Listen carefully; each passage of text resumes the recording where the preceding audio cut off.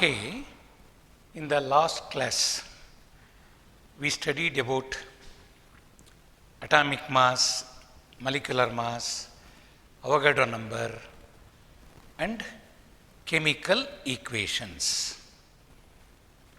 To write chemical equation correctly, we should know how to write formulae of compounds. You have learnt how to write formulae in your high school itself. Just I shall make you to remember what you have learnt. How to write formulae. See, to write formula of a compound, we write symbols of constituents of the compound. ಈಗ sodium chloride ಅಂದಾಗ constituents are sodium and chlorine. We write their symbols side by side. Then we write their valencies. Then we interchange their valencies. So we should remember valency. How to remember valency? That can be made easier by some known formulae. ನಮಗೆ hydrochloric acid ಅಂತ ತಕ್ಷಣವೇ ಅದರ formula ಗೊತ್ತಿದೆ, sulphuric acid formula ಗೊತ್ತಿದೆ, nitric acid formula ಗೊತ್ತಿದೆ. ಈ ಫಾರ್ಮುಲಾಗಳಿಂದ ನಾವು ವೇಲೆನ್ಸಿಗಳನ್ನು ಹೇಳುವುದು ಹೀಗೆ. ಈಗ hydrochloric acid formula HCl.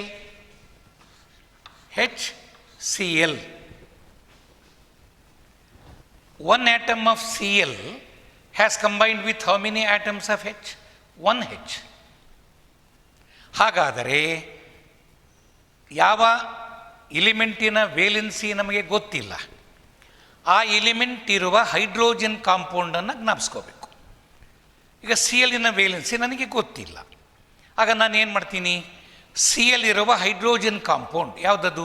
Hydrochloric acid. ಅದನ್ನು ಜ್ಞಾಪಿಸ್ಕೊಂಡು ಅದರ ಫಾರ್ಮುಲಾ ಜ್ಞಾಪಿಸ್ಕೊಂಡ್ರೆ ಅಲ್ಲಿ 1 atom of Cl has combined with how many atoms of H? 1 atom of H. Therefore, valency of Cl is 1.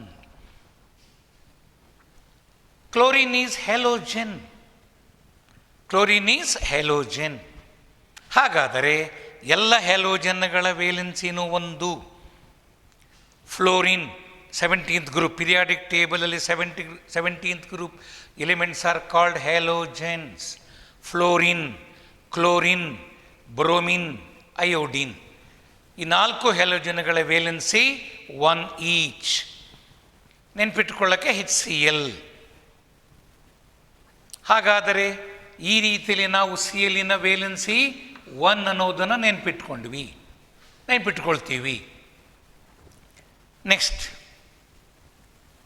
H2O ತಗೊಳ್ರಿ. H2O ಅಲ್ಲಿ O ಇದೆ, oxygen ಎಲಿಮೆಂಟಿನ valency.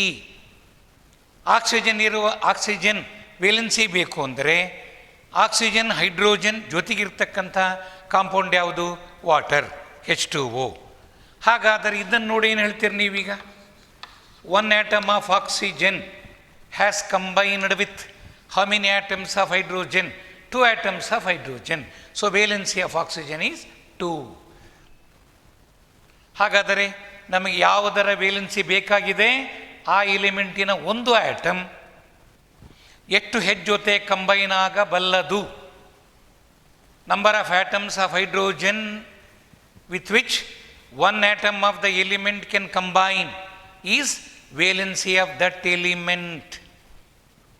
Number of atoms of hydrogen with which 1 atom of oxygen can combine is 2. Therefore, valency of oxygen is 2. ಈಗ ಆಕ್ಸಿಜನ್ನಿನ valency ಬೇಕಿದೆ. ಹಾಗಾದರೆ one atom of oxygen can combine with how many atoms of hydrogen? ಆಗ ನಾವು ನಮಗೀಗಾಗಲೇ ಚೆನ್ನಾಗಿ ಪರಿಚಯ ಇರತಕ್ಕಂಥ oxygen hydrogen ಎರಡೂ ಇರತಕ್ಕಂಥ ಕಾಂಪೌಂಡ್ ಯಾವುದು? ವಾಟರ್. ಅದರ ಫಾರ್ಮುಲಾ ಜ್ಞಾಪಿಸ್ಕೋತೀವಿ, H2O. ಅಲ್ಲಿ one atom of oxygen has combined with how many atoms of hydrogen? 2 atoms of hydrogen. So valency of oxygen is 2. ಹಾಗೆ ಇದನ್ನೇ ನಾನು ಸ್ಪ್ಲಿಟ್ ಮಾಡಿ ಬರೀತೀನಿ, HOH ಅಂಥೇಳಿ. OH ಅನ್ನುವುದು ಒಂದು group. It is A group of 2 atoms, oxygen and hydrogen. It is called hydroxide group. Hydroxide ಅಂತೀವಿ ಅದನ್ನು. ಆ ರೀತಿಯಲ್ಲಿ 2 ಆಟಮ್ಸ್ ಕಂಬೈನ್ ಆಗಿದ್ದು ಒಂದು ಗ್ರೂಪ್ ಆಗಿದ್ದರೆ it is called radical. Group of atoms which enter the reaction without splitting. ಹಾಗಾದರೆ radical has stable existence. OH ಇದೆಯಲ್ಲ, ಅದು ಹೈಡ್ರಾಕ್ಸೈಡ್ ಅಂತೀವಿ. That can enter the reaction without any splitting. ಈಗ ಸೋಡಿಯಂ ಹೈಡ್ರಾಕ್ಸೈಡ್ ಇದೆ, ಅದರಲ್ಲಿ OH ಇದೆ. Sodium hydroxide ಮತ್ತೊಂದು compound react ಆಗುತ್ತೆ. ಆ ರಿಯಾಕ್ಟ್ ಆದಾಗ OH ಆಗಿಯೇ ರಿಯಾಕ್ಷನಲ್ಲಿ ಭಾಗವಹಿಸುತ್ತೆ. ಅದು ಸ್ಪ್ಲಿಟ್ ಆಗೋದು ಅಂಥವಿದ್ದಾವೆ. ಈಗ ಹೈಡ್ರಾಕ್ಸೈಡ್ OH, ಸಲ್ಫೇಟ್ SO4, ಅಲ್ಲಿ 1 ಸಲ್ಫರ್ 4 ಆಕ್ಸಿಜನ್ ಕಂಬೈನ್ ಆಗಿದೆ. SO4 ಇದು ಒಂದು radical. 1 atom of sulphur 4 atoms of oxygen together is called sulfate. Nitrate NO3, ಇವೆಲ್ಲ radicals. They can enter the reaction without splitting into atoms. ಕೆಲವು ಸಂದರ್ಭದಲ್ಲಿ ಅವು split ಆಗಬಹುದು, ಆದರೆ in most of the cases ಅವು ಹಾಗೆಯೇ ಸ್ಟೆಬಿಲಿಟಿ ಹೊಂದಿರ್ತವೆ. ಅಂಥವನ್ನ ರ್ಯಾಡಿಕಲ್ ಅಂತ ಕರಿತೀವಿ. ಹಾಗಾದರೆ ಇದು oxygen is not a radical, it is an atom. ಇದು hydroxide is a radical, sulphate is a radical, nitrate is radical. ಹೀಗೆ. ಹಾಗಾದರೆ ರ್ಯಾಡಿಕಲ್ಗಳ ವೇಲೆನ್ಸಿ ನೆನ್ಪಿಟ್ಕೊಳ್ಳೋದು ಹೀಗೆ. OH is a radical, group of atoms is a radical. ಅದನ್ನ hydroxide ಅಂತ ಕರಿತೀವಿ. ಹಾಗಾದರೆ ನಾವು ವಾಟರ್ನ ಹೀಟೆಡ್ ಸ್ಪ್ಲಿಟ್ ಮಾಡಿ ಬರ್ಕೊಂಡಾಗ 1 OH group can combine with how many H? 1 H. Therefore, valency of hydroxide is 1. ಹಾಗೆ ನೆನ್ಪಿಟ್ಕೋಬೇಕು.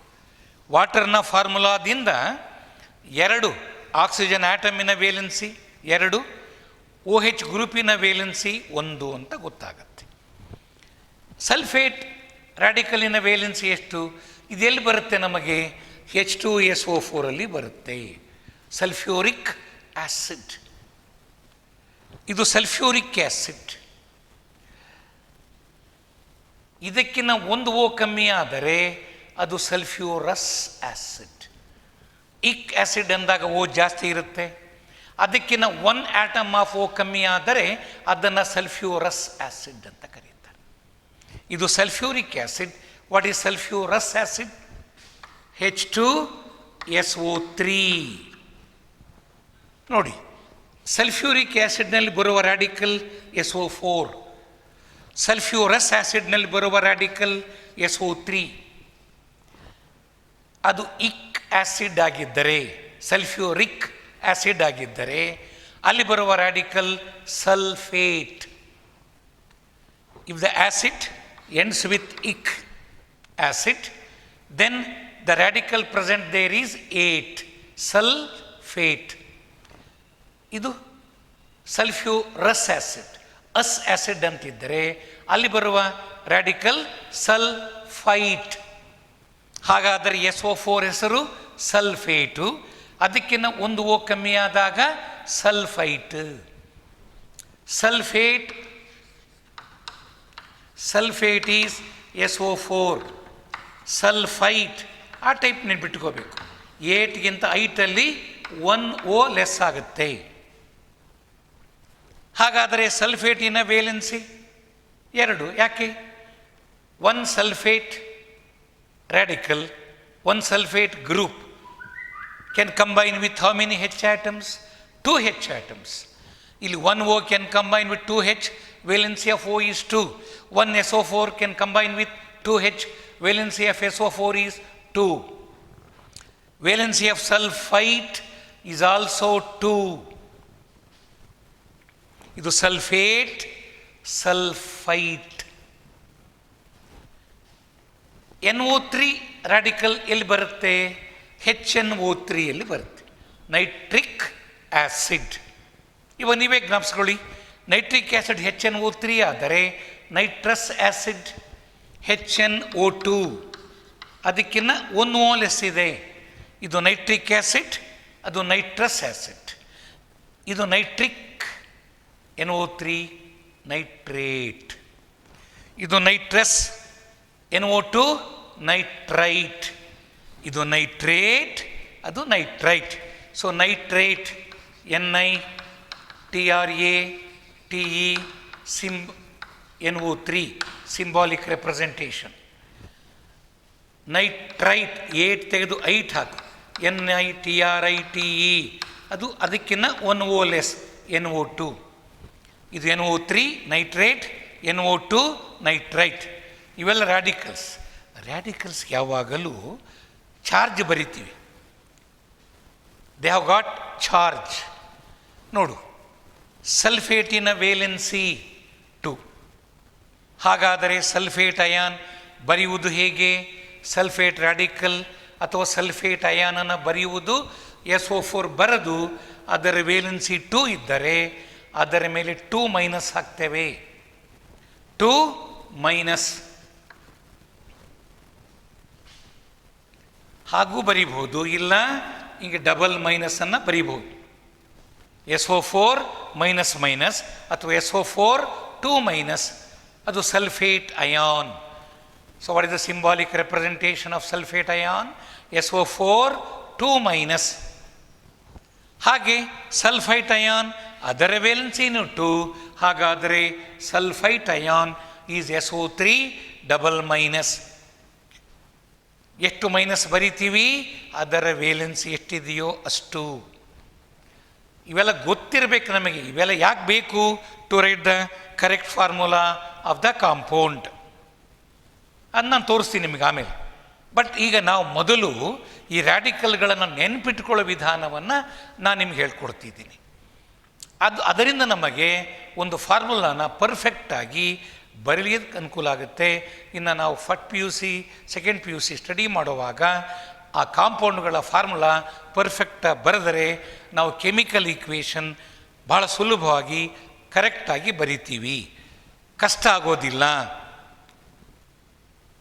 ಬಹಳ ಜನ ಕೆಮಿಸ್ಟ್ರಿ ಕಷ್ಟ ಅನ್ನೋದು ಈ ಕಾರಣಗಳಿಗೋಸ್ಕರ. ಫಾರ್ಮುಲಾ ನೆನ್ಪಿಟ್ಕೊಳ್ಳೋಕ್ಕಾಗದೆ ಅಯ್ಯೋ ಇದು ಕಷ್ಟ ಅನ್ನೋ ಭಾವನೆ ಬೆಳೆಸ್ಕೊಂಡ್ಬಿಡ್ತಾರೆ. ಆದರೆ ಅದನ್ನು ನಾವು ಸುಲಭ ಮಾಡ್ಕೊಳ್ಳೋದು ಹೇಗೆ ಅದನ್ನು ನಾನು ನಿಮ್ಗೆ ಹೇಳ್ಕೊಡ್ತಾ ಇದ್ದೀನಿ ಈಗ. ಓಕೆ, ಸೊ ಹೀಗೆ ಕ್ಲೋರಿನಿನ valency 1, oxygen valency 2, OH valency 1, sulphate valency 2, nitrate valency 1. ಹಾಗೇನೆ ಈಗ ತಗೊಳ್ರಿ, ನೈಟ್ರೇಟ್ ಬರೋದೆಲ್ಲಿ? HNO3. ಅಲ್ಲಿ nitrate has combine with how many H? 1 H. ಅಲ್ಲಿಗೆ NO3 group can combine with 1 H. Valency of NO3 is 1. Nitrate ಅಂದ ತಕ್ಷಣವೇ HNO3 ಜ್ಞಾಪಕ ಬರುತ್ತೆ, NO3 ವೇಲೆನ್ಸಿ 1. ನೈಟ್ರೈಟ್ HNO2 ಜ್ಞಾಪಕ ಬರುತ್ತೆ, NO2 ವೇಲೆನ್ಸಿ 1. ಇವನ್ನೆಲ್ಲ ಒಂದು ಕಡೆ ಹೀಗೆ ಬರೀಬೇಕು. ಹೇಗೆ? Nitric acid formula HNO3, valency of NO3 is 1. NO3 is represented as NO3 minus nitrate ion. ಹಾಗೆ nitrous acid HNO2. NO2 is nitrite. Nitrite is represented as NO2 minus. ಹೀಗೆ carbonic acid, carbonic acid CARBONIC, carbonic acid carbonic acid is H2CO3. ಹಾಗಾದರೆ ಇಲ್ಲಿ ಬರೋದು carbonate. Carbonate is CO3. Its valency is 2. Carbonate group can combine with how many H? 2H. Therefore, valency of carbonate is 2. ಇವೆಲ್ಲ ನೆನ್ಪಿಟ್ಕೊಳ್ಳಿಕ್ಕೆ ನಾನು ಹೇಳ್ತಿರೋದು. ಕಾರ್ಬೋನೇಟಿನ valency 2 ಹೇಗೆ ನೆನ್ಪಿಟ್ಕೋತೀವಿ? We remember its formula of carbonic acid. Sulphate H2SO4 ಜ್ಞಾಪಿಸ್ಕೋತೀವಿ, sulphate valency 2. Nitrate HNO3 ಜ್ಞಾಪಿಸ್ಕೋತೀವಿ, valency of nitrate is 1. Carbonic acid ಜ್ಞಾಪಿಸ್ಕೋತೀವಿ, ಕಾರ್ಬೋನೇಟಿನ valency 2. ಹೀಗೆ ಇವೆಲ್ಲ ನಾನ್ ಮೆಟಲ್ಸ್. ಈ ನಾನ್ ಮೆಟಲ್ಗಳ ವೇಲೆನ್ಸಿ ನೆನ್ಪಿಟ್ಕೊಳ್ಳೋ ವಿಧಾನ ಹೇಳ್ಕೊಟ್ಟಿದ್ದೀನಿ ನಾನು ನಿಮಗೆ. ಈಗ ಇನ್ನೊಂದು ಕಾಂಪೌಂಡ್ ಇದೆ, ಅಮೋನಿಯಾ NH3. Ammonia NH3. ಹಾಗಾದರೆ ಅಮೋನಿಯಾದ ಫಾರ್ಮುಲಾ NH3. ಅಲ್ಲಿ 1 atom of N has combined with how many atoms of H? 3H. Valency of N is 3.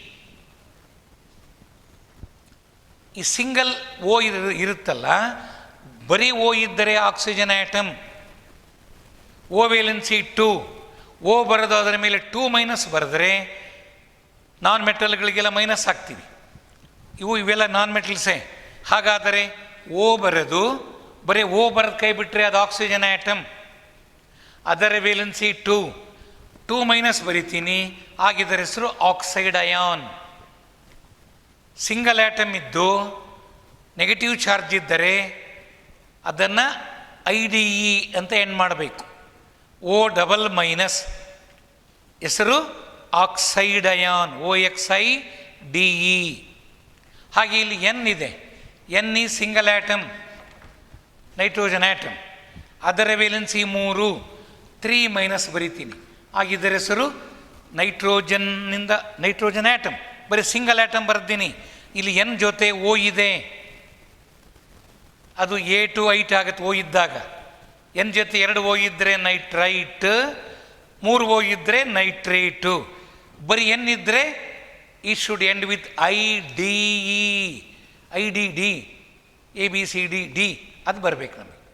ಹಾಗಿದ್ರೆ ಹೆಸರು ನೈಟ್ರೈಡ್ ಅಯಾನ್, NITRIDE. ನೋಡಿ, ಕನ್ಫ್ಯೂಷನ್ ಮಾಡಬಾರ್ದು. Nitride ion NO2-, nitrite ion NO3-, nitrate ion. 3 ಬಂದರು ಈಗ ನಮಗೆ, nitride, nitrite, nitrate. ಹಾಗೆ sulphur valency 2. ಹೇಗೆ ನೆನ್ಪಿಟ್ಕೋತೀವಿ ಅಂದರೆ H2O ಟೈಪು H2S ಇರುತ್ತೆ, ಹೈಡ್ರೋಜನ್ ಸಲ್ಫೈಡ್. ಅಲ್ಲಿ 1 atom of sulfur can combine with how many atoms of H? 2H. So valency of S is 2. ಆಗ S 2- ಬರಿತೀನಿ, ಅದರ ಹೆಸರು ಸಲ್ಫೈಡ್. ಸಿಂಗಲ್ ಆಟಮ್ ಇದ್ದು ನೆಗೆಟಿವ್ ಚಾರ್ಜ್ ಬರೆದ್ರೆ ಅದು ಸಲ್ಫರ್ ಆಗಿದ್ದರೆ ಸಲ್ಫೈಡು, ನೈಟ್ರೋಜನ್ ಆಗಿದ್ದರೆ ನೈಟ್ರೈಡು, ಆಕ್ಸೈಡ್ ಆಗಿದ್ದರೆ O∸- ಇದ್ದರೆ oxide, Cl atom Cl- chloride, ಹಾಗೆ Br- ಬ್ರೋಮೈಡು. ಬರೀ Cl ಬರೆದರೆ ಕ್ಲೋರಿನ್ ಆಟಮ್ ಅಂತೀವಿ ಅದನ್ನು. Cl- ಬರೆದರೆ chloride ion. Br bromine atom, Br- bromide ion. ಯಾಕೆ? Single atom. Its name should end with IDE. ಇದು ಬಹಳ ಇವು ಬೇಸಿಕ್ ಥಿಂಗ್ಸ್. ಇವು ನಾವು ಪರ್ಫೆಕ್ಟಾಗಿ ನೆನ್ಪಿಟ್ಕೊಳ್ಳೋಕ್ಕೆ ನಮ್ಮ ಕೈಯಲ್ಲಿ ಸಾಧ್ಯ ಆದರೆ, if you make a list like this, ಆಗ ನಿಮಗೆ ಅವುಗಳ ವೇಲೆನ್ಸಿ, ಅವುಗಳ perfect symbols, and then how to write formulae of compounds ಭಾಳ ನೀಟಾಗಿ ಈಸಿಯಾಗಿ ಹೋಗ್ಬಿಡುತ್ತೆ ನಮಗೆ. ಓಕೆ, ಈಗ ನಾನು ನಿಮಗೆ ನೈಟ್ರೈಡ್, ನೈಟ್ರೈಟು, ನೈಟ್ರೇಟ್ ಆಯಿತು, ಸಲ್ಫೈಡ್, ಸಲ್ಫೈಟ್, ಸಲ್ಫೇಟ್ ಆಯಿತು. ಸೊ ಇವೆಲ್ಲ ನಾನ್ ಮೆಟಲ್ಗಳ ಫಾರ್ಮುಲೆ. ಹಾಗಾದರೆ ನಾನ್ ಮೆಟಲ್ಗಳ ಫಾರ್ಮುಲೆ ನಾವು ಒಂದು ಲಿಸ್ಟ್ ಮಾಡ್ಕೊಳ್ಳೋದಾದರೆ ನೋಡಿ, ನಾನು ಫಸ್ಟ್ ನೀವು ನನ್ನ ಜೊತೆ ಬರ್ಕೋಬೋದು ಬೇಕಾದರೆ. Nitride NITRIDE, nitride N3 minus, ಯಾಕೆ NH3 ಬ್ರಾಕೆಟ್ನಾಗ ಬರಿತೀನಿ ನಾನು. NH3 ಅಂತ ಬ್ರಾಕೆಟ್ ಯಾಕೆ ಬರಿತೀನಿ? How we have remembered valency of nitrogen as 3, 1 N has combined with 3H. ಆಗ N3 minus nitride, nitrate NO3 minus HNO3 nitric acid. ಇದಕ್ಕಿಂತ ಒಂದು ಓ ಕಮ್ಮಿ ಆದರೆ ate become ite, Ni TRI TE NO2 minus ಇದು ಬರೋದಿಲ್ಲಿ HNO2. ಇದು nitric acid. ಅದಕ್ಕಿಂತ ಒಂದು ಓ ಕಮ್ಮಿ ಇದ್ದರೆ ನೈಟ್ರಸ್ ಆ್ಯಸಿಡ್. ಇವು ಒಂದು ಸೆಟ್ ಆದವು. ಇದೇ ಟೈಪು ಸಲ್ಫೈಡ್ SULPHIDE ಎಸ್ ಬರಿತೀನಿ. H2S ಜ್ಞಾಪಿಸ್ಕೊಂಡ್ರೆ ಅದು hydrogen sulphide. 1S has combined with how many H? 2H. Therefore valency of sulphur is 2. ಆಗ ಸಲ್ಫೈಡ್ ಬರಿಬೇಕಾದರೆ ಎಸ್ ಮೇಲೆ 2 ಮೈನಸ್ ಬರಿತೀನಿ. ಸಿಂಗಲ್ ಆ್ಯಟಮ್ ಇದೆ, ಅದು ಐಡ್. ಎಸ್ ಜೊತೆ ಓ ಸೇರ್ಕೊಂಡಾಗ ಅದು ಐಟ್ 8 ಆಗುತ್ತೆ. ಸಲ್ಫರ್ ಬಂದಾಗ ಸಲ್ಫೇಟ್ SO4, ಅದು ಸಲ್ಫ್ಯೂರಿಕ್ ಆ್ಯಸಿಡ್ನಲ್ಲಿ ಬರೋ ರ್ಯಾಡಿಕಲ್. ಹಾಗಾದರೆ ಸಲ್ಫೇಟ್ SO4 2 ಮೈನಸ್ ಹೆಂಗೆ ಜ್ಞಾಪಕಿರುತ್ತೆ? H2SO4 sulphuric acid. SO4 has combined with 2H. Valency of sulphate is 2. 2 minus ಆಗ್ತೀನಿ. ಸಲ್ಫೇಟಪ್ಪ, ಸಲ್ಫೈಟ್ ಬರೀರಿ ಅಂದರೆ SULPHITE SO3 2 minus. So that is H2SO3 sulphurous acid. ನಿಮಗಿದು ಗೊತ್ತಿದೆ ಸಲ್ಫ್ಯೂರಿಕ್ ಆ್ಯಸಿಡ್. ಸಲ್ಫ್ಯೂರಿಕ್ ಆ್ಯಸಿಡ್ನಲ್ಲಿರೋ ಆಕ್ಸಿಜನ್ ಆ್ಯಟಮ್ಗಳಿಗಿಂತ 1 ಆ್ಯಟಮ್ ಕಮ್ಮಿ ಆದರೆ ಅದು ಸಲ್ಫ್ಯೂರಸ್ acid.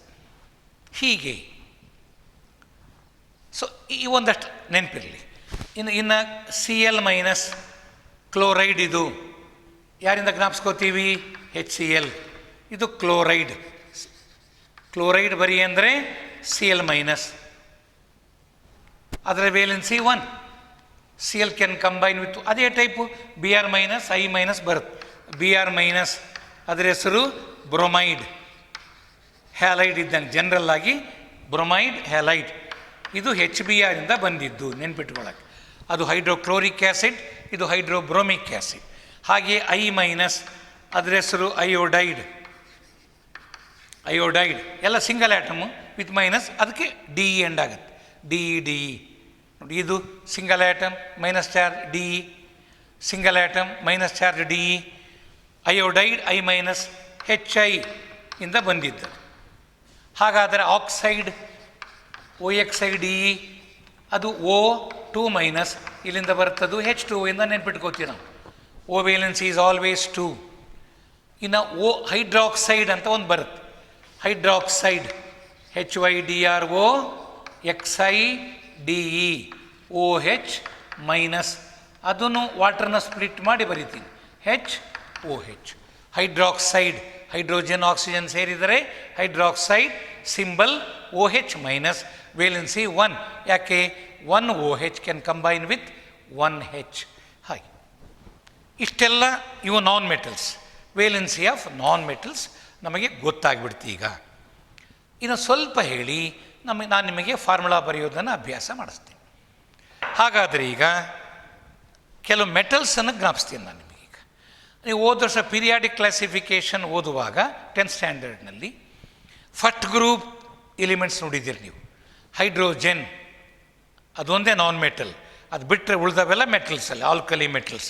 Lithium, sodium, potassium, rubidium, caesium, francium, ಇವೆಲ್ಲ first group metals. Alkali metals ಅಂತ ಕರಿತೀವಿ. Alkali metals belongs to first group. ಅವೆಲ್ಲವುಗಳ ವೇಲೆನ್ಸಿ 1. ಹಾಗಾದರೆ for alkali metals they belong to first group, their valency is 1. ಆಗ ಅದನ್ನು ನೆನ್ಪಿಟ್ಕೊಳ್ಳೋಕ್ಕೆ ಗುರ್ತಕೊಂಬಿಡಿ. ಏನು ಬರ್ಕೋತೀರಿ? ವೇಲೆನ್ಸಿ ಆಫ್ ಆಲ್ಕಲಿ ಮೆಟಲ್ಸ್ ಬ್ರಾಕೆಟ್ನಲ್ಲಿ first group is 1. Yes, valency of alkali metals, valency of alkali metals. ನಿಮಗೆ ಬಹಳ ಬೇಕಾಗಿರೋದು ಸೋಡಿಯಂ, ಪೊಟ್ಯಾಷಿಯಂ ಎಟ್ಸೆಟ್ರಾ ಸಾಕು. Valency of alkali metals, sodium, potassium etcetera. ಯಾವ ಗ್ರೂಪು? First group is 1. ಅವೆಲ್ಲೆನ್ನ ಬರಲಿ, ವೇಲೆನ್ಸಿ 1.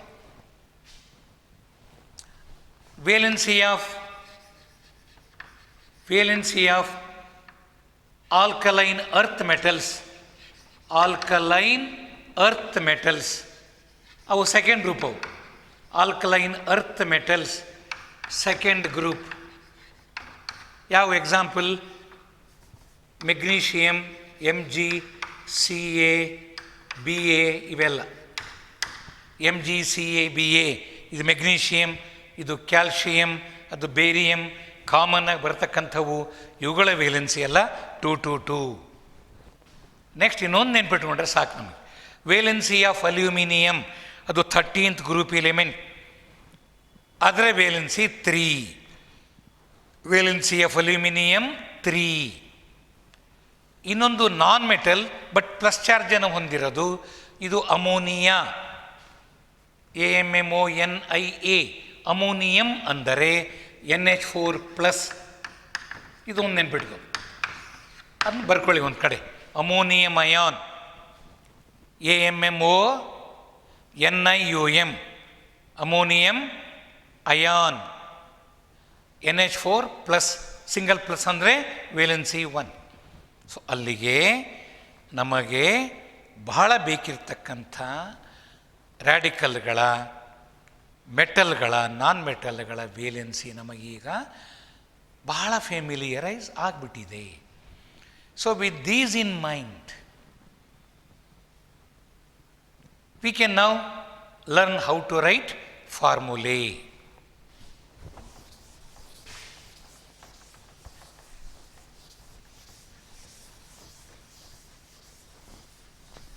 ಎಸ್, ಈಗ ನೋಡಿ, simple. Sodium chloride, sodium chloride formula ಬರೆಯೋದು ಹೇಗೆ? ಕಾಂಪೌಂಡ್ ಅದು. Sodium symbol Na, chloride symbol Cl. ಈಗ ಸೋಡಿಯಂ ಆಲ್ಕಲಿ ಮೆಟಲ್ ವೇಲೆನ್ಸಿ 1 ಹಾಕು. ಕ್ಲೋರಿನ್ ಹೆಲೋಜನ್, Cl ವೇಲೆನ್ಸಿ ಹೆಂಗೆ ನೆನಪಿರುತ್ತೆ ನಮಗೆ? HCl. ಅಲ್ಲಿ Cl is combined with 1H, valency 1. ಈಗ ಇವನ್ನ ಇದರ ವೇಲೆನ್ಸಿನ ಅದರ ಮುಂದೆ, ಈ ವೇಲೆನ್ಸಿ ಇದರ ಮುಂದೆ, ವೇಲೆನ್ಸಿ ಇಂಟರ್ಚೇಂಜ್ ಮಾಡು. ಇದು ಅಲ್ಲಿ ಹೋಗುತ್ತೆ, ಇದು ಇಲ್ಲಿ ಬರುತ್ತೆ, ಇಬ್ಬರಿಗೂ ಎಕ್ಸ್ಚೇಂಜ್ ಮಾಡಬೇಕು ಅವನು. ಆಗ Na1 Cl1. ಆಗ 1 ಇದ್ದ ಬರಿಬೇಕಾಗಿಲ್ಲ, ಒಟ್ಟಿಗೆ ಕ್ಲೋಸಾಗಿ ಬರಿತೀವಿ, ಅದು ಸೋಡಿಯಂ ಕ್ಲೋರೈಡ್. ಹಾಗೆ ಪೊಟ್ಯಾಸಿಯಂ ಕ್ಲೋರೈಡ್, ಅದು ಅಷ್ಟೇ, KCl. ಇದು ಒಂದು, ಅದು ಒಂದು, ಸೊ ಪೊಟ್ಯಾಷಿಯಂ ಕ್ಲೋರೈಡ್ KCl. ಹಾಗೆ ಎಲ್ಲವೂ ಒಂದೇ type. Potassium bromide KBr, sodium bromide NaBr, ಎರಡಕ್ಕೂ ವೇಲೆನ್ಸಿ 1. ಇದು sodium chloride, sodium bromide, sodium iodide, potassium chloride, potassium bromide, potassium iodide, ಇವೆಲ್ಲ ಒಂದೇ ಟೈಪ್, ಅದೊಂದು. ಇದು ಫಸ್ಟ್ ಗ್ರೂಪ್ ಮೆಟಲಿಂದ ಬರ್ತಕ್ಕಂಥ ಕಾಂಪೌಂಡ್ಸ್ ಇವು. ಈಗ ಸೆಕೆಂಡ್ ಗ್ರೂಪ್ ಮೆಟಲ್ಸಿಗೆ ಬನ್ನಿ. ಸೆಕೆಂಡ್ ಗ್ರೂಪ್ ಮೆಟಲ್ಸ್ ಯಾವುದು? ಮೆಗ್ನೀಷಿಯಂ. ಈಗ ಮೆಗ್ನೀಷಿಯಂ ಕ್ಲೋರೈಡ್, ಈಗ ಫಾರ್ಮುಲಾ ಬರೆಯೋದು ಮೆಗ್ನೀಷಿಯಂ ಕ್ಲೋರೈಡ್ ಹೇಗೆ? ಮೆಗ್ನೀಷಿಯಂ ಸಿಂಬಲ್ Mg, ಕ್ಲೋರೈಡ್ಗೆ Cl, ಇದರ ವೇಲೆನ್ಸಿ 2. ಯಾಕೆ? ಅದು second group alkaline earth metal, ಅದರ ವೇಲೆನ್ಸಿ 2, Cl ವೇಲೆನ್ಸಿ 1. ಎಕ್ಸ್ಚೇಂಜ್.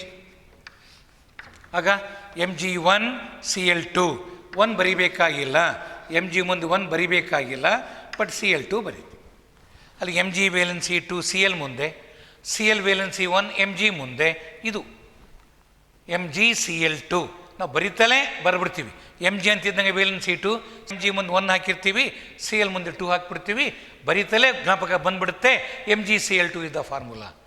ಹಾಗೆ ಕ್ಯಾಲ್ಸಿಯಂ ಕ್ಲೋರೈಡ್ ಹಿಂಗೆ ಬರೆದು Ca ವೇಲೆನ್ಸಿ 2, Cl ವೇಲೆನ್ಸಿ 1 ಬೇಕಾಗಿಲ್ಲ, ಕ್ಯಾಲ್ಸಿಯಂ ಕ್ಲೋರೈಡ್. ಹಾಗೆ barium chloride BaCl, barium valency 2, Cl valency 1 ಬರಿಬೇಕಾಗಿಲ್ಲ. ನೋಡು, ಇವೆಲ್ಲ ಸೆಕೆಂಡ್ ಗ್ರೂಪ್ ಮೆಟಲ್ಸ್. ಇವೆಲ್ಲ ಸೆಕೆಂಡ್ ಗ್ರೂಪ್ ಆದ್ದರಿಂದ ಎಲ್ಲದರಲ್ಲೂ Cl2 ಬರುತ್ತೆ. ಹಾಗೆಯೇ magnesium bromide MgBr2, calcium bromide CaBr2, barium bromide BaBr2, like this. Okay, ಈ ಟೈಪ್ ಆಯ್ತಿದ್ದೆಲ್ಲ. ಅಲ್ಯೂಮಿನಿಯಮಿಗೆ ಬನ್ನಿ, third group, 13th group, aluminium chloride. Aluminium valency ಅದ್ರ ಮುಂದೆ ಹಾಕಬೇಕಲ್ಲ, 3, Cl ವೇಲೆನ್ಸಿ 1 ಬರಿಬೇಕಾಗಿಲ್ಲ. ಫಾರ್ಮುಲಾ ಫಾರ್ ಅಲ್ಯೂಮಿನಿಯಂ ಕ್ಲೋರೈಡ್ ಇನ್ಮೇಲೆ ಬರಿತಾನೆ ಗೊತ್ತಾಗ್ಬಿಡ್ಬೇಕು. Al ವೇಲೆನ್ಸಿ 3, Cl 1, Al ಮುಂದೆ 1 ಬರಿಬೇಕು. ಅಲ್ಲ ಬರ್ಕೊಂಡು ಎಕ್ಸ್ಚೇಂಜ್ ಮಾಡಿ ಬರೆಯೋದಲ್ಲ, ಹಾಗೆಯೇ ಬರೆಯುವಾಗಲೇ ಎಕ್ಸ್ಚೇಂಜ್ ಮಾಡಿ ಬರೆದ್ಬಿಡ್ಬೇಕು. ಅದು ಅಭ್ಯಾಸ ಆಗಬೇಕು. ಎಲ್ಲವನ್ನೂ ಬರಿತಾ ಹೋಗ್ಬೇಕು. First group chlorides, second group metal chlorides, 13th group metal chlorides, metal bromides, metal iodides ಎಲ್ಲ ಉಂಟಾయి. ಈಗ ಸಲ್ಫೇಟ್ಸ್ ಬರೆಯೋಣ. Sulphates, S. ಈಗ first group metal sulphates, sodium sulphate, potassium sulphate. ಹೆಂಗೆ ಬರೆಯೋದು? ಈಗ ಸೋಡಿಯಂ ಬರೀರಿ, ಸಲ್ಫೇಟ್ ಸಿಂಬಲ್ ಬರ್ಕೋ. ಇವಾಗ ಜ್ಞಾಪಿಸ್ಕೊಳ್ರಿ, ಸೋಡಿಯಂ ವೇಲೆನ್ಸಿ 1, ಅದಕ್ಕೆ ಸಲ್ಫೇಟ್ ಮುಂದೆ 1 ಬರೀಬೇಕು. ಸಲ್ಫೇಟ್ ವೇಲೆನ್ಸಿ 2 ಹೇಗೆ? H2SO4, SO4 can combine with 2 ಹಂಗೆ ಜ್ಞಾಪಿಸ್ಕೊಂಡು ಇಲ್ಲಿ Na2 ಬರೀಬೇಕು. ಇದು SO4 ಒಂದೇ ರಾಡಿಕಲ್, Na2SO4. ಹಾಗೆ ಪೊಟ್ಯಾಷಿಯಂ ಸಲ್ಫೇಟ್ K ಬರಿ, SO4 ಬರಿ. Sulphate valency 1, 2, K valency 1, so K2SO4. Magnesium sulphate MgSO4 symbols ಬರೆದಾಯಿತು. ಈಗ ವೇಲೆನ್ಸಿ ಎಕ್ಸ್ಚೇಂಜ್ ಮಾಡು, Mg ವೇಲೆನ್ಸಿ 2, ಒಮ್ಮೆ ಮನಸ್ಸಲ್ಲಿ ಅಂದ್ಕೊ 2, ಸಲ್ಫೇಟ್ 2, ಎರಡು ಸೇಮ್ ಇದ್ದರೆ ಕ್ಯಾನ್ಸಲ್. ಆಗ MgSO4 is the formula for magnesium sulfate. ಅದರ ವೇಲೆನ್ಸಿ 2, ಇದು 2, ಎರಡು ಸೇಮ್ ಇದ್ದರೆ ಕ್ಯಾನ್ಸಲ್. ಹಾಗೆ calcium sulphate CaSO4, barium sulphate BaSO4, ಇವೆಲ್ಲ ಸೆಕೆಂಡ್ ಗ್ರೂಪಿನ metal sulphates. 13th group aluminium ತಗೊಂಡ್ರೆ AlSO4, sulphate valency 2, aluminium valency 3, ಹಿಂಗೆ ಬ್ರಾಕೆಟ್ ಹಾಕಿ ಬರಿಬೇಕು. ಅಲ್ಯೂಮಿನಿಯಂ 3 ಆದ್ದರಿಂದ ಸಲ್ಫೇಟಿಗೆ ಬ್ರಾಕೆಟ್ ಹಾಕಿ 3, ಸಲ್ಫೇಟ್ ವೇಲೆನ್ಸಿ 2, Al2SO4 ಥ್ರೈಸ್. ಎಲ್ಲವೂ ಬರ್ತೀವಿ ನಾವು. First group alkali metal sulphates, second group alkaline earth metal sulphates, 13th group aluminium sulphate. ಇವು first group. Second group ಇಲ್ಲಿ ವೇಲೆನ್ಸಿಗಳು ಬರಲಿಲ್ಲ, ಯಾಕೆ? ಎರಡರ ವೇಲೆನ್ಸಿ ಸೇಮ್ ಇತ್ತು. ಅಲ್ಲಿ ವೇಲೆನ್ಸಿ ಬೇರೆ ಬೇರೆ. ಸಲ್ಫೇಟ್ ವೇಲೆನ್ಸಿ 2, ಅದು ಅಲ್ಯೂಮಿನಿಯಂ ಬರೆದ್ವಿ. ಅಲ್ಯೂಮಿನಿಯಂ ವೇಲೆನ್ಸಿ 3, ಸಲ್ಫೇಟ್ನ ಮುಂದೆ ಬರೆದ್ವಿ. ಹೀಗೆ ಇದು ಫಾರ್ಮುಲಾ ಬರೆಯೋ ರೀತಿ. ಹಾಗೆ ನೀವು ಇನ್ನೊಂದೆರಡು ಟ್ರೈ ಮಾಡ್ತೀನಿ ನೋಡಿ. ನೈಟ್ರೇಟ್ಸಿಗೆ ಬನ್ನಿ.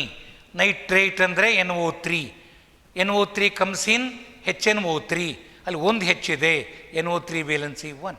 ಹಾಗಾದರೆ first group metal sodium nitrate NaNO3, ಇದರ ವೇಲೆನ್ಸಿನೂ 1, ಇದು 1, NaNO3 ಇದು ಫಾರ್ಮುಲಾ ಫಾರ್ ಸೋಡಿಯಂ ನೈಟ್ರೇಟ್. ಇನ್ನೊಂದು ಮೆಟಲ್ ಪೊಟ್ಯಾಷಿಯಂ ನೈಟ್ರೇಟ್ KNO3. ಇನ್ನು ಸೆಕೆಂಡ್ ಗ್ರೂಪ್ ಮೆಟಲಿಗೆ ಬಂದರೆ MgNO3. ಈಗ Mg ವೇಲೆನ್ಸಿ 2, NO3 ವೇಲೆನ್ಸಿ 1. ಹಾಗಾದರೆ Mg ಮುಂದೆ 1 ಬರಿಬೇಕಾಗಿಲ್ಲ, MgNO3 ಟ್ವೈಸ್. ಇಲ್ಲಿ ಯಾಕೆ ಟ್ವೈಸ್ ಹಾಕಿದೆ? Mg valency 2. ಇಲ್ಲಿ ಯಾಕೆ 2 ಹಾಕಲಿಲ್ಲ? NO3 valency is 1. ಹಾಗೆ CaNO3 twice, BaNO3 twice. Aluminium ನೈಟ್ರೇಟಿಗೆ ಬಂದರೆ AlNO3 ಥ್ರೈಸ್. ಅಷ್ಟೇ. ಹೀಗೆ ಯಾವುದು ಬೇಕಾದರೂ ಬರಿ. ಕಾರ್ಬೋನೇಟ್ಸ್ ಬರಿ ಅಂತ ಕೊಟ್ಟರೆ ಕಾರ್ಬೋನೇಟ್ ವೇಲೆನ್ಸಿ ಟು ಸಲ್ಫೇಟ್ಸ್ ಬರೆದ ಹಾಗೆ sodium sulphate Na2SO4, sodium carbonate Na2CO3. ಯಾಕೆ ಸಲ್ಫೇಟ್ ನೈಟ್ರೇಟ್ ಕಾರ್ಬೋನೇಟು ಬೈವೇಲೆಂಟ್, ಸಲ್ಫೇಟ್ ಇದ್ದ ಹಾಗೆ ಅದರ ವೇಲೆನ್ಸಿನೂ 2. ವೇಲೆನ್ಸಿ 2 ಇದ್ದರೆ ಬೈವೇಲೆಂಟ್ ಅಂತೀವಿ. ವೇಲೆನ್ಸಿ 1 ಇದ್ದರೆ ಮೊನೋವೇಲೆಂಟ್. ವೇಲೆನ್ಸಿ 3 ಇದ್ದರೆ ಟ್ರೈವೇಲೆಂಟ್. Aluminium is ಟ್ರೈವೇಲೆಂಟ್. ಇದು ಫಾರ್ಮುಲಾ ಬರೀತಕ್ಕಂಥ ರೀತಿ. ಒಮ್ಮೆ ಫಾರ್ಮುಲಾ ಗೊತ್ತಾಗ್ಬಿಟ್ರೆ ನಮಗೆ we can easily write chemical equation. Correct? Chemical equation ಬರೆದು ಬ್ಯಾಲೆನ್ಸ್ ಮಾಡ್ತೀವಿ. ಲಾಸ್ಟ್ ಕ್ಲಾಸೆಲ್ಲ ನಿಮ್ಗೊಂದು ಹೇಳಿದ್ದೆ, iron when heated with steam gives iron oxide and hydrogen gas. ಅದಕ್ಕೊಂದು ಈಕ್ವೇಷನ್ ಬರಿ ಅಂತ ಕೊಟ್ಟರೆ, what is chemical equation? It is a symbolic representation of a chemical reaction. ಹಾಗಾದರೆ iron reacts with steam. Steam is nothing but H2O. ಅದು liquid water ಆಗಿರಲಿ, solid water ice ಆಗಿರಲಿ, steam ಆಗಿರಲಿ, gaseous water steam, ಎಲ್ಲಕ್ಕೂ formula ಒಂದೇ.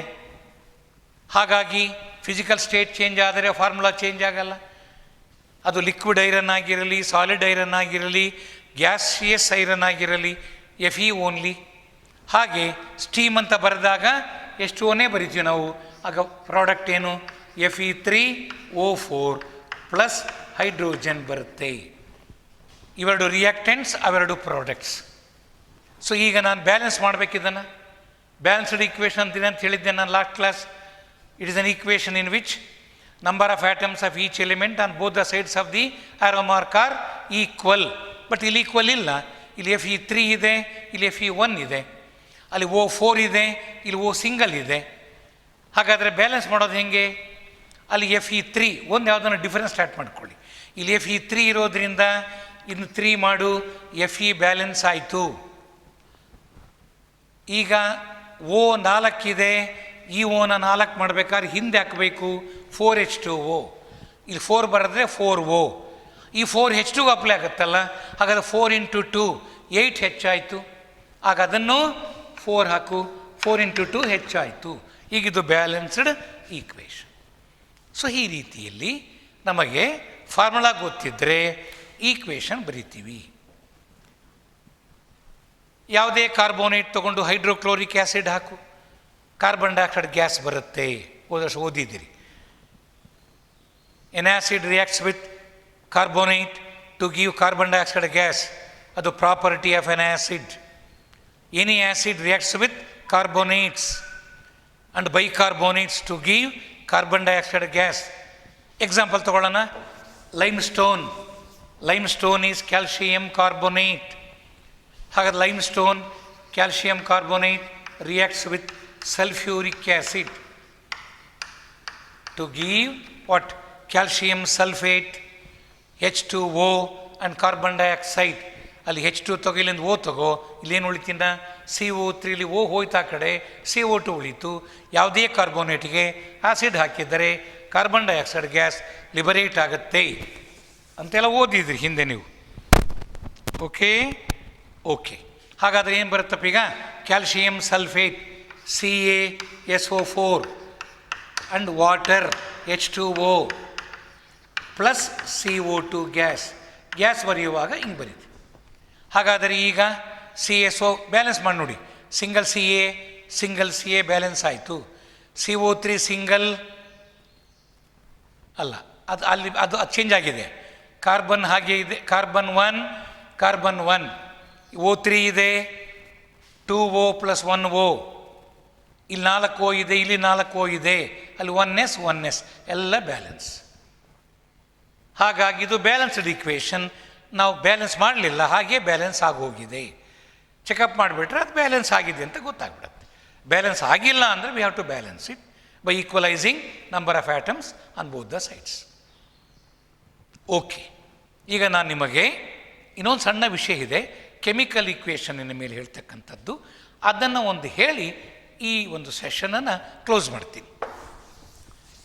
ಈಗ ಈ ವರ್ಷ ನಮಗೆ PUC ಲೆವೆಲಲ್ಲಿ ಬೇಕಾಗ್ತಕ್ಕಂಥದ್ದು ಇದು. ಅಲ್ಲಿರಲಿಲ್ಲ ನಿಮಗೆ, ಬಟ್ PUC ಲೆವೆಲಲ್ಲಿ ಬರ್ತಕ್ಕಂಥ ಒಂದೆರಡು ಶಾಂಪಲ್ ಲೆಕ್ಕ ಎಷ್ಟು ಈಸಿ ಇರುತ್ತೆ PUC ಅಂತ ನಿಮಗೆ ಗೊತ್ತಾಗಲಿ.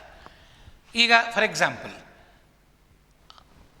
What is the mass of magnesium oxide formed by burning 12 grams of magnesium. ಪ್ರಶ್ನೆ ಏನು? What is the mass of magnesium oxide formed by burning 12 grams of magnesium.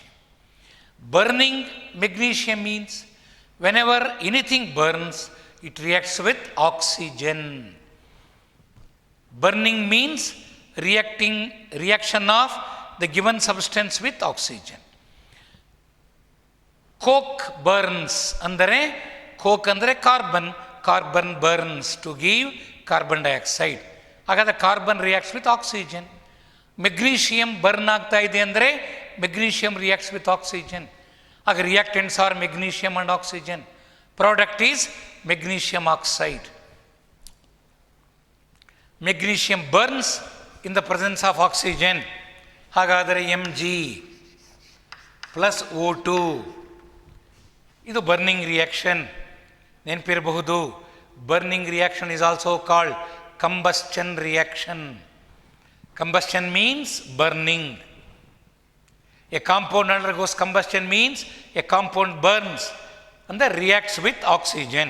ಆಗ ಆಕ್ಸೈಡ್ ಫಾರ್ಮೇಷನ್ ಆಗುತ್ತೆ. ಮೆಗ್ನೀಷಿಯಂ ಅಂಡ್ ಆಕ್ಸಿಜನ್ ಸೇರಿ magnesium oxide. ಆಗ formula ಜ್ಞಾಪಿಸ್ಕೊಳ್ರಿ. ಹೇಗೆ ಇದು ಹೇಗೆ correct ಹೇಳು?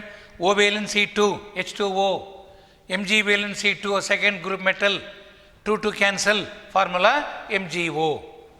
ಆಗ ಬ್ಯಾಲೆನ್ಸ್ O2 ಇದೆ, ಈ ಓನ 2 ಮಾಡಬೇಕು, 2 Mg ಆಯಿತು, ಇದು 2 ಹಾಕು, ಇದು ಬ್ಯಾಲೆನ್ಸ್ಡ್ ಈಕ್ವೇಷನ್. ಇದರ ಮೇಲೆ ಪ್ರಶ್ನೆ ಕೇಳಿರೋದು ಅವರು. Calculate mass of magnesium oxide formed by burning 12 grams of magnesium ಅಂತ ಕೇಳಿದ್ದಾರೆ. 12 ಗ್ರಾಮ್ ಮೆಗ್ನೀಷಿಯಂ ಬರ್ನ್ ಆದಾಗ ಎಷ್ಟು ಗ್ರಾಮ್ ಮೆಗ್ನೀಷಿಯಂ ಆಕ್ಸೈಡ್ ಫಾರ್ಮೇಷನ್ ಆಗುತ್ತೆ? ಅದು ಮಾಡೋದು ಹೇಗೆ? ನಾವು ಪ್ರಾಬ್ಲಮ್ ಕ್ಯಾಲ್ಕುಲೇಷನ್ ಮಾಡೋದು ಹೇಗೆ? ಆಗ ನಾವು ಈಕ್ವೇಷನ್ ಮುಖ ನೋಡಬೇಕು. ಇದು ನಮಗೆ ಅವ್ರು ಕೊಟ್ಟಿದ್ದಾರೆ, ಅದಿರಲಿ 12 grams, ಅದಾದಮೇಲೆ ಮಾಡುವ. ಈಕ್ವೇಷನ್ ಏನು ಹೇಳುತ್ತೆ ನಿನಗೆ? ಈಕ್ವೇಷನ್ನಿಂದ ಬಂದಿರುವ ಡೇಟಾ 1 mg ಇದೆ. ನಿಮ್ಗೆ ಹೇಳಿದ್ದೀನಿ ನಾನು, 1 mg means it represent 1 gram atom. 1 gram atom ಅಂದರೆ atomic mass in grams. 1 mg atomic mass 24 grams of mg. 1 atom of Mg means 1 gram atom. 1 gram atom of Mg means atomic mass in grams. Atomic mass of Mg 24 grams. ಈಗ 2 mg ಅಂದರೆ 2 gram atoms of Mg, 2 into 24, 48 grams. ಈ equation ಹೇಳುತ್ತೆ 2 mg ಇದ್ದರೆ mg ಅಟಮಿನ mass ಇರುತ್ತಲ್ಲ ಅದನ್ನು double ಮಾಡಿ ಬರೀಬೇಕು. ಈಗ mg ಹೋಗ್ಬಾ, ಅಲ್ಲಿ mg ಬೇರೆ ಕಡೆ ಮಾಡ್ಕೊ. MgO molecular mass 1 mg 24, 1O 16, ಎರಡು ಆ್ಯಡ್ ಮಾಡಿದರೆ 40. 1 MgO molecular mass obtained by adding up atomic masses. mg atomic mass 24, O atomic mass 16, ಎರಡು ಆ್ಯಡ್ ಮಾಡಿದೆ 40 ಬಂತು. 2 ಮೋಲ್ಸ್ ಇದೆ ಇಲ್ಲಿ, ಅಲ್ಲಿ 2 ಇದೆ, 2 ಮೋಲ್ಸ್ ಇದೆ. ಹಾಗೆ 1 ಮೋಲ್ಗೆ 40, 2 ಮೋಲ್ಗೆ 2 into 40, 80 grams. ಹಾಗಾದರೆ ಈಕ್ವೇಷನ್ ನಮಗೆ ಈ ಮಾಹಿತಿ ಕೊಡುತ್ತೆ, ಈ ಇನ್ಫಾರ್ಮೇಷನ್ ಕೊಡುತ್ತೆ. ಮಾಸ್ ಬಗ್ಗೆ ಇನ್ಫಾರ್ಮೇಷನ್ ಕೊಡೋದು ಯಾವುದು? ನಮಗೆ ಡೇಟಾ ಗೊತ್ತಿದೆ, ಈಕ್ವೇಷನಿಂದ ಗೊತ್ತಾಯ್ತು ನಮಗೆ. 48 grams ಆಫ್ ಮೆಗ್ನೀಷಿಯಂ ಬರ್ನ್ ಆದರೆ 80 grams of magnesium oxide formation ಆಗುತ್ತೆ ಅನ್ನೋ ವಿಷಯ ಗೊತ್ತಾಗೋದು ಯಾವುದರಿಂದ? ಈಕ್ವೇಷನ್ ಬರೆದಾಗ ಅಟಾಮಿಕ್ ಮಾಸನ್ನು ಅಲ್ಲಿ ಉಪಯೋಗಿಸ್ಕೊಂಡು ವಿ ರೈಟ್ ದ ಡೇಟಾ. ಈಗ ಅವ್ರು ಏನು ಪ್ರಶ್ನೆ ಕೇಳಿದ್ದಾರೆ? What the mass of magnesium oxide formed by burning 12 grams. What do you know? By burning 48 grams of magnesium, what is the mass of magnesium oxide?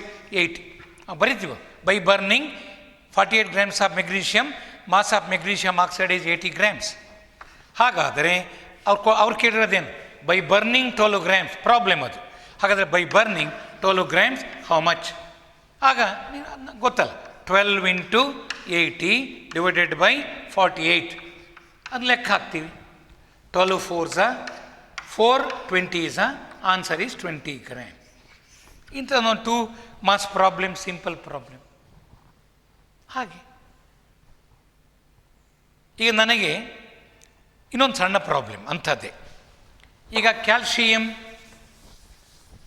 ಒಂದು ಈಗ ನಮ್ಗೆ ಇದು ಗೊತ್ತಿದೆಯಪ್ಪ, CaCO3 ಇದನ್ನು ಹೀಟ್ ಮಾಡಿದರೆ it becomes CaO plus CO2. ಇದಕ್ಕೇನಂತ ಕರಿತಿದ್ರು ಹೈಸ್ಕೂಲಲ್ಲಿ? ಇದು heat symbol, triangle type ಬರೆದರೆ heat symbol. Calcium carbonate on heating decomposes to give 2 compounds. ಇದು chemical decomposition. It is a reaction in which one molecule of a compound splits into 2 or more substances. ಹಾಗಾದರೆ ಇಲ್ಲಿ calcium carbonates balance ಆಯ್ತು ನೋಡ್ರಿ. Single Ca, single Ca, single C, single C, O3 ಇದೆ, ಅಲ್ಲಿ 2 + 1 3 ಇದೆ. ಇದು actually ಇದಕ್ಕೇನಂತಾರೆ quick lime, calcium oxide quick lime ಅಂತ ಕರೀತಾರೆ ಇದನ್ನು. Quick lime is calcium oxide. ನನಗೆ 10 ಗ್ರಾಮ್ ಕ್ಯಾಲ್ಸಿಯಂ ಆಕ್ಸೈಡ್ ಬೇಕಾಗಿದೆ. ಅಷ್ಟು ಬೇಕು ಅಂದರೆ 8 ಗ್ರಾಮ್ ಕ್ಯಾಲ್ಸಿಯಂ ಕಾರ್ಬೋನೇಟನ್ನು ಕಾಯಿಸಬೇಕು. ಪ್ರಶ್ನೆ ನೋಡ್ರಿ, what is the mass of calcium carbonate required to prepare 10 gram of calcium oxide? ಆಗ ಮಾಸ್ ಆಫ್ ಕ್ಯಾಲ್ಸಿಯಂ ಕಾರ್ಬೋನೇಟ್ ಕಂಡುಹಿಡಿಬೇಕು. ಆಗ ನಾನು ಈಕ್ವೇಷನ್ ಬರ್ಕೋತೀನಿ, ಕೆಳಗೆ ಈ 10 ಗ್ರಾಮ್ ಆಮೇಲೆ ತೊಗೋತೀನಿ ನಾನು. ಇವಾಗ ನಾನು ಮಾಲಿಕ್ಯುಲರ್ ಮಾಸಸ್ ಬರಿಬೇಕಲ್ಲ. ಇಲ್ಲಿ 1 Ca ಇದೆ, ಈಗ ಹೆಂಗೆ ಬರುತ್ತೆ? ಇದರ ಮಾಲಿಕ್ಯುಲರ್ ಮಾಸ್ ಇಲ್ಲಿ 1 ಮೋಲ್ ಇದೆ. Molecular mass Ca atomic mass 40, carbon 12, ಇದು 16 × 3 48 ಎಲ್ಲ ಆ್ಯಡ್ ಮಾಡಿದರೆ 100 ಗ್ರಾಮ್. ಇದು molecular mass of calcium carbonate. 1 mole of calcium carbonate, 1 gram mole of calcium carbonate is 100 gram. ನನಗಿನ್ನು CO2 ಬಗ್ಗೆ ಅವರೇನು ಪ್ರಶ್ನೆ ಕೇಳಿಲ್ಲ, CaO ಬಗ್ಗೆ ಕೇಳಿದ್ದಾರೆ. ಆಗ CaO ಲೆಕ್ಕ ಹಾಕು. Ca ಈಸ್ 40, ಇದು 16, ಎರಡು ಆ್ಯಡ್ ಮಾಡಿದರೆ 56. ಹಾಗಾದರೆ ಈಗ ನಾವು ಇದನ್ನು ಕಂಡುಹಿಡಿಬೇಕು. ಆಗ ಅದನ್ನ ಮೊದಲು ಬರ್ಕೋ, ಇನ್ನು ಕೊನೆಗೆ ಬರ್ಕೋ. ಹೇಗೆ? ಟು ಗೆಟ್ 50 ಈಕ್ವೇಷನ್ ಪ್ರಕಾರ to get 56 grams of calcium oxide we have to heat 100 grams. To get 56 grams of calcium oxide, we have to heat 100 grams of calcium carbonate. ಹಾಗಾದರೆ to get how many grams ಕೇಳಿದ್ದವರು? 10 grams. 10 grams ಬೇಕು ಅಂದರೆ calcium ಆಕ್ಸೈಡ್ನ ಎಷ್ಟು ಕಾಯಿಸಬೇಕು? ಆಗ 10 × 100 divided by 56 calculation ಮಾಡಿಬಿಟ್ರೆ answer ಬಂತು. ಹಾಗಾದರೆ equations ಮೇಲೆ ಪ್ರಾಬ್ಲಮ್ಸ್ ಇರುತ್ತೆ.